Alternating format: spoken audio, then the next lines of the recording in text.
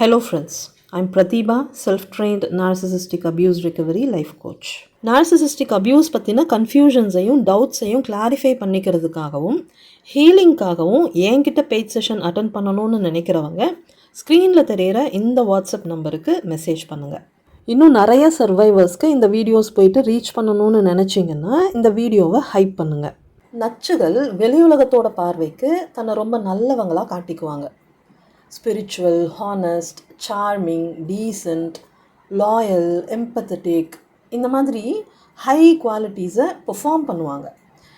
இவங்களோட இந்த ஃபேக் இமேஜை மெயின்டைன் பண்ணுறதுக்காக மைண்ட் கேம்ஸை யூஸ் பண்ணுவாங்க. இவங்களோட பெர்ஃபார்மன்ஸை மற்றவங்க நம்பும்போது அதுவும் இவங்களுக்கு நார்சிசிஸ்டிக் சப்ளையாக கன்வெர்ட் ஆகும். என்பிடி பற்றின அவேர்னஸ் இல்லாமல் இவங்களோட ரேடார்க்குள்ளே இருக்கிற எல்லாரையுமே இவங்க விக்டிமைஸ் பண்ணுவாங்க. எல்லார்கிட்டையும் சப்ளை எடுப்பாங்க. ஜஸ்ட் ஒரே ஒரு தடவை இவங்க ரேடார்க்குள்ளே வந்துட்டு போகிறவங்க கிட்டையும் சப்ளை எடுத்துப்பாங்க. இவங்களோட க்ளோஸ் சர்க்கிள்குள்ளே இவங்க ட்ராப் பண்ணி வச்சுருக்கிற விக்டிம்ஸ் கிட்டையும் நார்சிசிஸ்டிக் சப்ளையை எடுத்துப்பாங்க. இதில் ஒரே ஒரு டிஃப்ரென்ஸ் என்னன்னு பார்த்தீங்கன்னா, க்ளோஸ் சர்க்கிளில் இருக்கிற விக்டிம்ஸை இவங்களோட மெயின் சோர்ஸ் ஆஃப் சப்ளையாக யூஸ் பண்ணிப்பாங்க. அதாவது இவங்களோட க்ளோஸ் சர்க்கிள்குள்ளே இருக்கிறவங்கள இவங்க உயிர் வாழறதுக்கு தேவையான பிளட் சப்ளையாக யூஸ் பண்ணிப்பாங்க. அவுட்டர் சர்க்கிளில் இருக்கிறவங்கள தண்ணி மாதிரி யூஸ் பண்ணிப்பாங்க. அந்த வகையில் இவங்களோட அந்த மெயின் மைண்ட் கேம்ஸை க்ளோஸ் சர்க்கிளில் யூஸ் பண்ணுவாங்க. அந்த லிஸ்ட்டில் இவங்க யூஸ் பண்ணுற மெயின் மைண்ட் கேம்ஸ் என்னன்னு பார்த்தீங்கன்னா, hoovering, love bombing, withdrawal, devaluation and discard. இந்த மெயின் மைண்ட் கேம்ஸ் பற்றியும் அதை டிஸ்ட்ராய் பண்ணுறதுக்கான ஹேக்ஸை பற்றியும் பார்ட் 1 வீடியோவில் டீட்டெயில்டாக சொல்லியிருக்கேன். இந்த வீடியோவில் நச்சுகள் அவங்களோட அந்த மெயின் மைண்ட் கேம்ஸ்க்கு சப்ளிமெண்ட்ஸாக யூஸ் பண்ணுற ஒரு 5 மைண்ட் கேம்ஸ் பற்றியும் அதை டிஸ்ட்ராய் பண்ணுறதுக்கான ஹேக்ஸை பற்றியும் என்னோட ரியல் லைஃப் எக்ஸ்பீரியன்ஸஸை பேஸ் பண்ணி சொல்ல போகிறேன். இந்த லிஸ்ட்டில் நம்ம ஃபஸ்ட்டு பார்க்க போகிறது ஃப்யூச்சர் ஃபேக்கிங். க்ளோஸ் ரிலேஷன்ஷிப்ஸில் நம்ம எப்போவுமே நம்மளோட ஃப்யூச்சரையும் அவங்களோட ஷேர் பண்ணிப்போம் இல்லையா? ஒரு ரிலேஷன்ஷிப்பில் நமக்கு அவங்களோட ஒரு ஃப்யூச்சரே இல்லை அப்படிங்கிற உண்மை நமக்கு தெரிய வந்துட்டால் நம்ம ஆப்வியஸ்லி அந்த ரிலேஷன்ஷிப்பை கண்டினியூ பண்ண மாட்டோம். அந்த இன்ட்ரெஸ்ட் நமக்கு இருக்காது. ஸோ இந்த நச்சுகள் என்ன பண்ணுவாங்கன்னா, நமக்கு அவங்க கூட ஒரு ஃப்யூச்சர் இருக்குது அப்படிங்கிறத நம்ப வைப்பாங்க. ப்ரெசண்டில் இவங்களால் ஏகப்பட்ட ப்ராப்ளம்ஸ் க்ரியேட் ஆகும். ஆனால் இவங்க என்ன பண்ணுவாங்கன்னா, இந்த ப்ராப்ளம்ஸ் எல்லாம் ஏதோ தானாக வர்ற மாதிரியும் ஃப்யூச்சரில் இது எல்லாமே சரியாயிடும் அப்படிங்கிற மாதிரியும் ஒரு சீனை க்ரியேட் பண்ணுவாங்க. ஃப்யூச்சர் இன்னும் பெட்டராக இருக்கும் அப்படின்னு நம்ப வைப்பாங்க. ஃபார் எக்ஸாம்பிள், என்னோடய அப்பா வந்துட்டு எப்போவுமே நகையை அடமானம் வச்சு கடன் வாங்குவார். நான் வேலைக்கு போக ஆரம்பித்ததுக்கப்புறம் அவர் அடமானம் வைக்கிற நகையை கொஞ்சம் கொஞ்சமாக காசு சேர்த்து மீட்டெடுக்கிறது என்னோடய கமிட்மெண்ட்டாக மாறிடுச்சு. கஷ்டப்பட்டு நகையை மீட்டு கொண்டு வந்து வீட்டில் வச்சா கொஞ்ச நாளில் மறுபடியும் அடமானம் வச்சுடுவார். நான் வெக்ஸ் ஆகிடக்கூடாதுங்கிறதுக்காக கொஞ்ச நாளில் எல்லாமே சரியாயிடும்டா, நம்மளோட கஷ்டம் எல்லாம் தீர்ந்து போயிடும் அப்படின்னு சொல்லிக்கிட்டே இருப்பார். ஒரு கட்டத்துக்கு மேலே அவர் இந்த மாதிரி சொல்கிறதே எனக்கு கடுப்பாயிடுச்சு. நீ நகையை அடமானம் வைக்கிறது கூட எனக்கு பிரச்சனை இல்லைப்பா, தயவு செஞ்சு கொஞ்ச நாளில் எல்லாம் சரியாயிடும்னு மட்டும் இன்னொரு தடவை சொல்லாத, நீ அந்த மாதிரி சொல்கிறத கேட்டாலே எனக்கு கடுப்பாகுது அப்படின்னு அவர்கிட்ட சொல்லிட்டேன். ஆனால் அவர் என்ன பண்ணார் தெரியுமா? ரொம்ப உஷாராக டயலாகை மாற்றிட்டார். உன்னோட ஏர்னிங்ஸ் எல்லாத்தையும் வீட்டுக்கே செலவு பண்ணுற, உனக்குன்னு எந்த சேவிங்ஸும் எடுத்து வைக்க முடியலை அப்படின்னு நினச்சி நீ கவலைப்படாதடா, ஃப்யூச்சரில் உனக்கு தேவைன்னு வரும்போது கண்டிப்பாக உனக்கு ஹெல்ப் கிடைக்கும் அப்படின்னு சொல்ல ஆரம்பிச்சிட்டாரு. செம்மல்ல? இதுக்கு எப்படி ரியாக்ட் பண்ணணும்னு கூட எனக்கு அப்போ தெரியலை. ஆக்சுவலி இவங்க இந்த மைண்ட் கேமை யூஸ் பண்ணி என்ன பண்ணுறாங்கன்னு பார்த்தீங்கன்னா, அவங்களோட அக்கௌண்டபிலிட்டிஸ் அண்ட் ரெஸ்பான்சிபிலிட்டிஸ்லேருந்து எஸ்கேப் ஆகிறதுக்காக ஃப்யூச்சரில் எல்லாமே சரியாயிடும், நம்ம சேஃபாக தான் இருப்போம் அப்படிங்கிற ஒரு ஃபால்ஸ் ஹோப்பை நமக்குள்ளே டெவலப் பண்ணி ப்ரெசண்ட்டில் நம்மளை எக்ஸ்ப்ளாய்ட் பண்ணிக்கிட்டே இருப்பாங்க.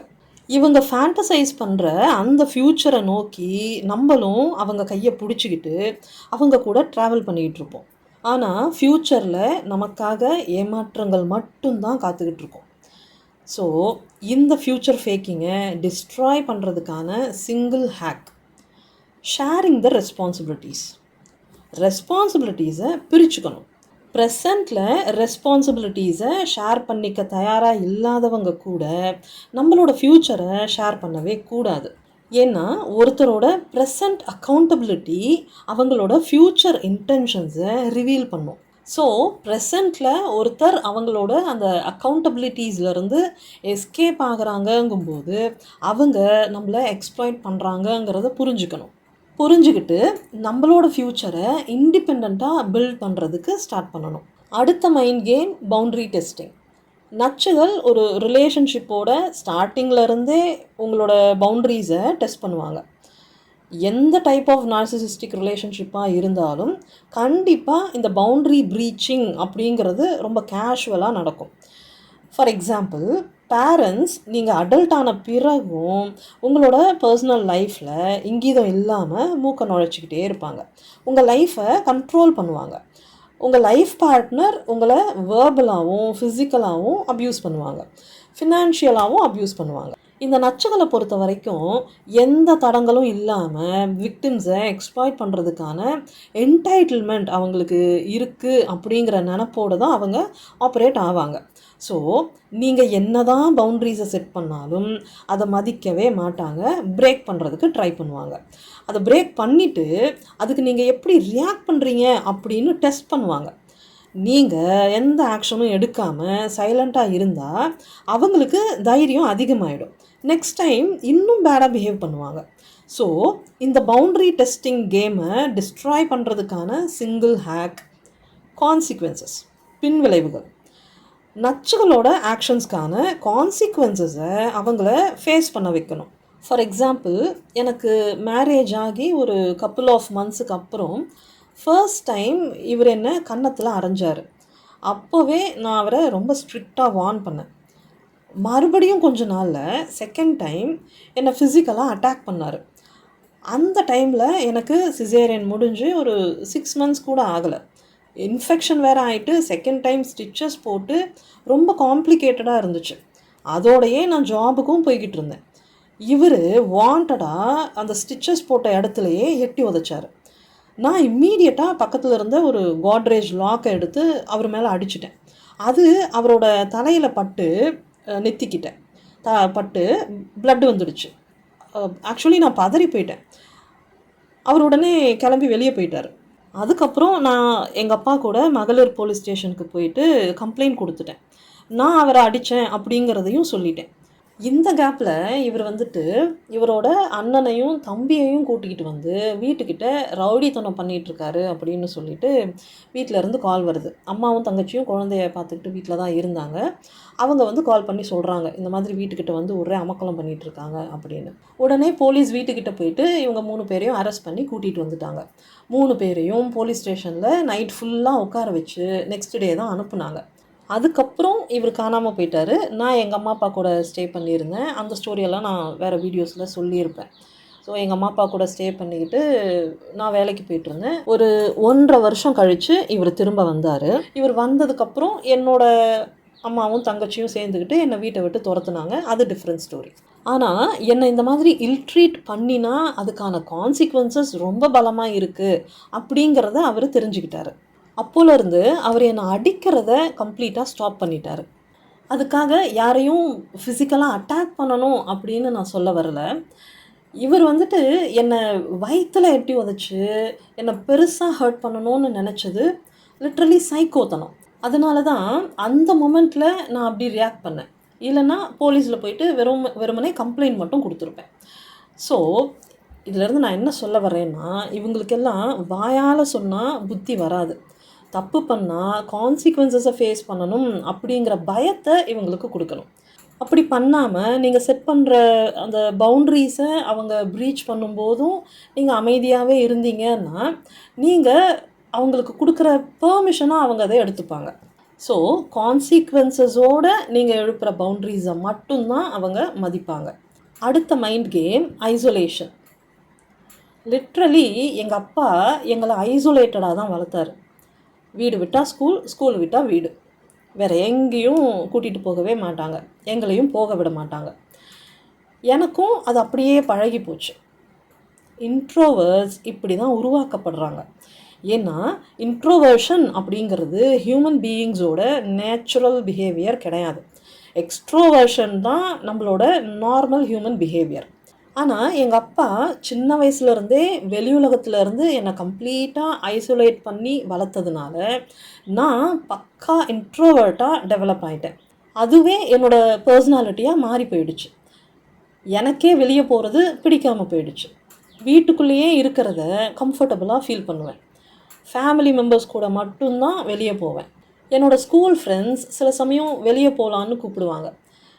என்னோடய பேரண்ட்ஸ்கிட்டயே டைரெக்டாக வந்து என்னை அவங்க கூட அனுப்ப சொல்லி பெர்மிஷன் எல்லாம் கேட்பாங்க. அவளுக்கு ஓகேன்னா தாராளமாக கூட்டிகிட்டு போங்க அப்படின்னு என்னோடய பேரண்ட்ஸ் சொல்லிவிடுவாங்க.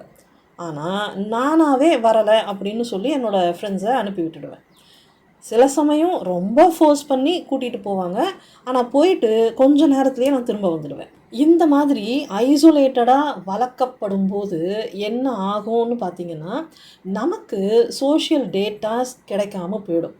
கம்பேர் பண்ணுறதுக்கு நம்மக்கிட்ட எக்ஸ்டர்னல் டேட்டாஸ் இல்லாத பட்சத்தில் நச்சுகள்கிட்ட இருந்து நமக்கு கிடைக்கிற அந்த டேட்டாஸை வச்சு தான் நம்ம வந்து ஆப்ரேட் ஆகும். அண்ட் நச்சுகள் என்ன பண்ணுவாங்க, அவங்களுக்கு சாதகமான டேட்டாஸை மட்டும்தான் நமக்குள்ளே ஃபீட் பண்ணுவாங்க. ஸோ மற்ற டேட்டாஸை பேஸ் பண்ணி ரியாலிட்டியை செக் பண்ணுறதுக்கான அந்த எபிலிட்டி நமக்கு இல்லாமல் போயிடும். மொத்தத்தில் நச்சுகளுக்கு நம்மளை மேனிப்புலேட் பண்ணுறது ரொம்ப ஈஸியாக போயிடும். இது பேரண்டல் ரிலேஷன்ஷிப்பில் மட்டும் கிடையாது, மெரைட்டல் ரிலேஷன்ஷிப்லேயும் இந்த ஐசோலேஷன் நடக்கும். ஸோ நச்சுகளோட ஐசோலேஷன் கேமை டிஸ்ட்ராய் பண்ணுறதுக்கான சிங்கிள் ஹேக் சோஷியலைசேஷன். சோஷியல் நெட்வொர்க்குங்கிறது ஒவ்வொருத்தரோட சர்வைவலுக்கும் தேவைப்படுற ரொம்ப ரொம்ப பேசிக்கான ஒரு டூல். ஸோ நீங்கள் ஸ்டக்காகி இருக்கிற இந்த நார்சிசிஸ்டிக் ஃபேமிலி சிஸ்டமை தாண்டி ஒரு சோஷியல் நெட்வொர்க்கை பில்ட் பண்ணணும், ஃப்ரெண்ட்ஸ் சர்க்கிளை ஃபார்ம் பண்ணணும். நீங்கள் க்ரியேட் பண்ணுற அந்த எக்ஸ்டர்னல் சர்க்கிள் உங்களோட இன்டர்னல் சர்க்கிள்குள்ளே இருக்கிற ஃப்ளாஸை ஐடென்டிஃபை பண்ணுறதுக்கான எபிலிட்டியை கொடுக்கும். அதையெல்லாம் ஓவர் கம் பண்ணுறதுக்கான மென்டல் ஸ்ட்ரென்த்தையும் கொடுக்கும். அடுத்த mind game word salad and circular conversation. இந்த நச்சுகள்கிட்ட எதையாவது பேசி தீர்க்கணும்னு உட்காந்தாலே அது பெரிய பிரச்சனையில் போய் முடிஞ்சிடும். நீங்கள் காதுன்னா அவங்க லேதும்பாங்க. நீங்கள் பேசணும்னு நினைக்கிற டாப்பிக்கு சம்மந்தமே இல்லாமல் வேறு எந்தெந்த விஷயத்தையும் உள்ளே கொண்டு வந்து நுழைப்பாங்க. கான்வர்சேஷனை டைவர்ட் பண்ணுவாங்க, டிஃப்ளெக்ட் பண்ணுவாங்க. நீங்கள் எதை சொன்னாலும் உங்களுக்கு அகெயின்ஸ்டாக ட்விஸ்ட் பண்ணி விட்டுடுவாங்க. நீங்கள் சொல்கிற விஷயங்களை ரீஃப்ரேம் பண்ணுவாங்க. லூப்பில் ஸ்டக்கான மாதிரி மறுபடியும் ஆரம்பித்த இடத்துலருந்தே எல்லாத்தையும் ரிப்பீட் பண்ணுவாங்க. கடைசியில் நீங்கள் எதை பற்றி பேச ஆரம்பிச்சிங்க அப்படிங்கிறதையே மறந்து போய் நீங்கள் உங்களை டிஃபெண்ட் பண்ணுற சிச்சுவேஷனில் மாட்டிப்பீங்க. இந்த மாதிரி வாண்டடாக உங்களை வெறுப்பேற்றி வேடிக்கை பார்க்குறவங்க கிட்ட நீங்கள் ஃப்ரஸ்ட்ரேட் ஆகி உங்களோட பாயிண்ட்டை அவங்களுக்கு புரிய வைக்கிறதுக்கு ட்ரை பண்ணிங்கன்னா அவங்க அதை என்ஜாய் பண்ணுவாங்க. ஸோ இந்த சர்க்குலர் கான்வர்சேஷன் கேமை டிஸ்ட்ராய் பண்ணுறதுக்கான single hack, stick with your point and name their disability. அதாவது நீங்கள் அவங்கக்கிட்ட எதை பற்றி பேச போகிறீங்களோ அந்த பாயிண்டில் ஸ்டெடியாக நிற்கணும். அவங்க டைவர்ட் பண்ணுவாங்க, நீங்கள் அதே பாயிண்ட்டை ரிப்பீட் பண்ணணும். அவங்க ப்ளேம் ஷிஃப்ட் பண்ணுவாங்க, பட் ஸ்டில் நீங்கள் வார்த்தை மாறாமல் அதே பாயிண்ட்டை ரிப்பீட் பண்ணணும். அவங்க ரீஃப்ரேம் பண்ணுவாங்க, ஆனாலும் நீங்கள் வார்த்தை மாறாமல் அதே பாயிண்ட்டை மறுபடியும் ரிப்பீட் பண்ணணும். அப்போவும் அவங்க பிடி கொடுக்காம சுற்றி வந்தாங்கன்னா உனக்கு லாங்குவேஜ் ப்ராசஸிங் டிஸார்டர் இருக்குது போல், அதனால தான் நான் பேசுகிறது உனக்கு புரிய மாட்டேங்குது, எது கேட்டாலும் நீ சம்மந்தமே இல்லாமல் பதில் சொல்கிற, நீ வந்து ஸ்பீச் லாங்குவேஜ் தெரப்பி எடுத்துக்கணும், இல்லைன்னா நிலமை ரொம்ப முத்தி போயிடும். இதில் ரொம்ப டேஞ்சரஸான விஷயம் என்னென்னா பிரெயின் டேமேஜ் இல்லைன்னா பிரெயின் டியூமர் இருந்தால் இந்த மாதிரி லாங்குவேஜ் டிஸார்டர் வரும்னு நான் கேள்விப்பட்டிருக்கேன் அப்படின்னு சொல்லிட்டு எக்ஸிட் ஆகிடுங்க. ஆக்சுவலி உங்ககிட்ட இருந்து இப்படி ஒரு ட்விஸ்ட்டை அவங்க எதிர்பார்த்துருக்க மாட்டாங்க இல்லையா? ஸோ மிரண்டு போய் ஸ்டக் ஆகிடுவாங்க. அப்படி இல்லைன்னா எனக்கு ஒன்றும் லாங்குவேஜ் டிஸார்டர்லாம் இல்லை அப்படின்னு ஃபைட் பண்ணுவாங்க. உனக்கு லாங்குவேஜ் டிஸார்டர் இல்லைன்னா நான் கேட்குற ஒரு சிங்கிள் பாயிண்ட்டுக்கு ஏன் ப்ராப்பராக ரெஸ்பாண்ட் பண்ண மாட்டேங்கிற, எதுக்கு இவ்வளோ கன்ஃபியூஸ் ஆகிற அப்படின்னு மறுபடியும் அவங்களையே க்வெஷன் பண்ணுங்க. இந்த அப்ரோச் பவர் டைனமிக்ஸை ரீஃப்ரேம் பண்ணிடும். அதாவது பவர் உங்கள் பக்கம் ஷிஃப்ட் ஆகிடும். என்னோட எக்ஸ் வந்துட்டு என்கிட்ட ஸ்டார்டிங்கில் இந்த மைண்ட் கேமை யூஸ் பண்ணும்போதெல்லாம் நான் வந்து அவருக்கு புரிய வைக்கிறதுக்கு ட்ரை பண்ணுவேன். பட் போக போக இவர் வாண்டடாக என்னை வெறுப்பேற்றுறாரு அப்படிங்கிறத புரிஞ்சுக்கிட்டேன். அதுக்கப்புறம் இவர் இந்த மைண்ட் கேமை ஸ்டார்ட் பண்ணும்போது நான் என்னோடய பாயிண்ட்டை தேஞ்சு போன ரெக்கார்ட் மாதிரி ரிப்பீட் பண்ணிக்கிட்டே இருப்பேன். இதுக்கு பேர் புரோக்கன் ரெக்கார்ட் டெக்னிக். ரொம்ப பழைய டெக்னிக் தான். நான் இப்படி பண்ணும்போது அவர் வெக்ஸ் ஆகி எந்திரிச்சு போயிடுவார். அதுக்கப்புறம் இந்த சர்க்குலர் கான்வர்சேஷனையும் வேர்ட் சாலடையும் அவர் என்கிட்ட யூஸ் பண்ணுறதையே நிறுத்திட்டார். ஸோ உங்ககிட்ட நச்சுகள் இந்த circular conversation and word salad டெக்னிக்கை மைண்ட் கேமை யூஸ் பண்ணும்போது அவங்களுக்கு லாங்குவேஜ் ப்ராசஸிங் டிஸார்டர் இருக்குதுன்னு லேபிள் பண்ணுங்கள். அப்படி இல்லைன்னா இந்த புரோக்கன் ரெக்கார்ட் டெக்னிக்கை யூஸ் பண்ணுங்கள். அடுத்த mind game playing the victim. For example extra marital ரிலேஷன்ஷிப்ஸை எடுத்துக்கலாம். இந்த நச்சுகள் என்ன பண்ணுவாங்கன்னா தன்னோட ஃபேமிலிக்கு துரோகம் பண்ணிவிட்டு எக்ஸ்ட்ரா மேரிட்டல் ரிலேஷன்ஷிப்பில் இருப்பாங்க. கையும் களவுமாக மாட்டும்போது இவங்க செஞ்ச தப்பை நியாயப்படுத்துகிற மாதிரி ஹோல் ஸ்டோரியை அப்படியே ரீஃப்ரேம் பண்ணிடுவாங்க.